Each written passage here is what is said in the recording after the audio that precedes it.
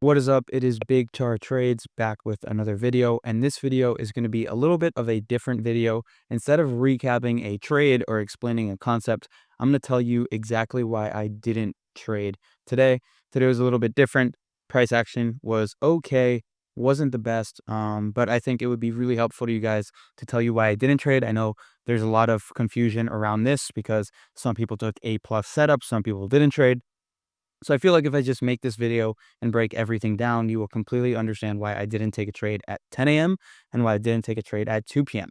If you know how I trade, you know that I trade the 4-hour PO3. So the reason why I trade at 10 a.m. and 2 p.m. Eastern is because that's when the 4-hour candle opens in the New York AM session.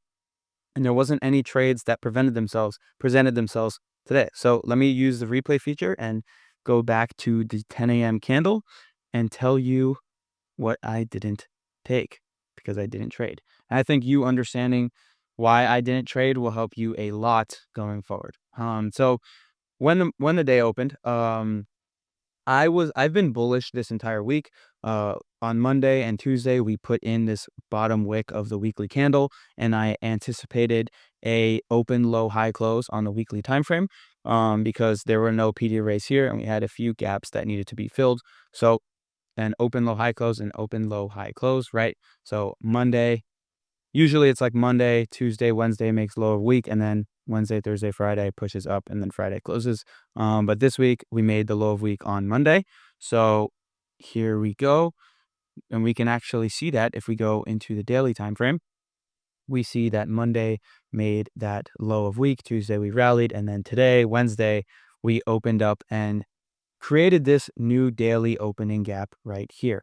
Now, I don't particularly like this new daily opening gap because typically when we have a gap like this, it needs to get filled. So I was bullish going into this morning because of all of the bullish structure. If we go down to the 15-minute time frame, you could see, let me go down here. If we go down to the 15-minute time frame, you could see that we opened at 9:30 and immediately started rallying to the upside, telling me that, I don't really like to fade. I don't like to fade moves like this. These are very strong moves, right? From this candle's open to the high that it made, that is 223 points. So this is a very strong bullish move upwards. We didn't have that bottom wick put in as well. So I don't really like to fade this. So when I say fade this, I don't really like to go short and try to catch the top. I would rather get a continuation, going higher and higher. But this new daily opening gap, that I spotted out before right here, this new daily opening gap needed to get filled. So I wasn't 100% confident in this move, but I was pretty confident in this move. So at 10 a.m., we have what we have here is we have this 15-minute fair value gap right here. Let me mark that out. And we also have that 15-minute fair value gap right here. Now, as soon as the 10 a.m. candle opened up, we traded into that gap. But I want to mark out both these PD arrays. Here, wait, let me go down to the 1 minute. So it is currently 9:59. The 10 a.m. opens and we immediately put in this data high and this data low. The PMI was at 10, so this was PMI's candle. But we put in this data high and data low. Whenever we have data like this, that pulls into this gap, whichever liquidity is swept first, the opposing liquidity is usually the draw. So in this case, since we had this bullish fair value gap that aligned perfectly with this candle, I didn't love this fair value gap. Why didn't I love this fair value gap? Because, well, if you look here, there is no SMT on either ES or NASDAQ, right? So an SMT is imbalance between two correlated assets. These are two correlated assets. And as you can see, this data candle swept both lows. So there was no SMT here. So what PD array would I look for now? Instead of using that fair value gap, I wanted to use this order block. Okay. This is an order block, right here. So I wanted to get an entry out of this order block to the upside. And as you can see, let me just go here. Something happens with this order block that caught my attention. Let me show you. So drop down to the 1 minute. We have that 15-minute order block. It's that black line. And I wanted a tap into this order block and then an entry model out of it. So let's see what happens. Again, guys, this is why I didn't trade today. You'll see here. So I'm waiting. If you guys know what a change in state of delivery is, since this is a bullish for value gap, a bullish order block, I'm looking for a bullish change in state of delivery, which is a candle closure above the series of down close candles that swept lows. So this ranges, blah, blah, blah, blah, blah, accumulates, and then we go ahead and trade lower into this gap, right? We haven't touched this order block, but what do we have here? On ES, we traded into the order block. So that's some bullish SMT that got put in place right there. Let me mark this out. Yeah, so this is some bullish SMT since it traded into the order block. But as you can see, the change in state of delivery is all the way up here. So I was waiting for price to build some structure so that we can have an up close candle that is farther down so that our range isn't so large, right? This is not a trade, even if it does get that change in state. So what happened was we made an up close candle and then we went ahead and swept that low, right?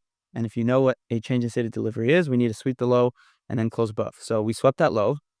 And so this was the change in state of delivery. And we also put in some SMT here as well, right here. Let me just mark that out because as you can see on the ES, there was SMT, right? Didn't break that low. So we're waiting for a candle closure above here. Now, this candle really annoyed me. This candle really annoyed me because I had a feeling that we would have a huge up close candle here. And obviously, I'm not going to put on a huge lot. I'm not going to put on multiple, tens of points of risk here. So, right, I wanted this to be the trade. Okay, I wanted my stop to go here, and I wanted to take this high into data highs, right? Nice 2.5 hour trade. This is like an A plus setup. But what had happened was we immediately displaced to the upside, right? And so a change in state of delivery is a candle closure. So we needed to wait for this candle to close, and it closed all the way up here. So obviously, I'm not going to take this trade, 0.95 hour trade with an 88 point stop, right? And an 84 point TP. But we went ahead and took that day high for a completed trade. So that's why I didn't trade this morning, just because the range was too large and I didn't like it at all. And I'm not gonna take a 0.95 hour trade. So that was my first, no trade of the day. That was a 10 a.m. candle. And then let me go to the 2 p.m. candle and tell you why I didn't trade that. So at 2 p.m., what do we have here? We have, let me just skip around to the 2 p.m. candle. Okay, I don't want to replay the 2 p.m. candle, but basically, we had this 15-minute gap. We also had this hourly gap that has been mitigated. So the 2 p.m. candle opened right here. And, we had this gap. It was already mitigated. I didn't love it. And so what we could have done is get a change in state out of this. But I saw like this PA as soon as that 2 p.m. opened. I saw all this shit. I saw this 15-minute fair value gap that has been mitigated several times. One, two, three times. So it's not strong. And I also don't like shorts because my bias for this week is open, low, high, close, right? I don't want to take a short when my bias is bullish, right? I know we have to fill this new daily opening gap, but I would be extra mad if I took a short because of these patterns and it didn't fit my narrative and I lost the trade. It would be annoying. So instead of putting myself in a position to emotionally trade, right? Because if I lost that trade, I would obviously be emotional since I didn't want to take that trade in the first place. Instead of doing that, I simply just sat out. Because it didn't fit the narrative, which happens to be the title of my new Discord, Smooth Transition. I made a free Discord. It's called The Narrative.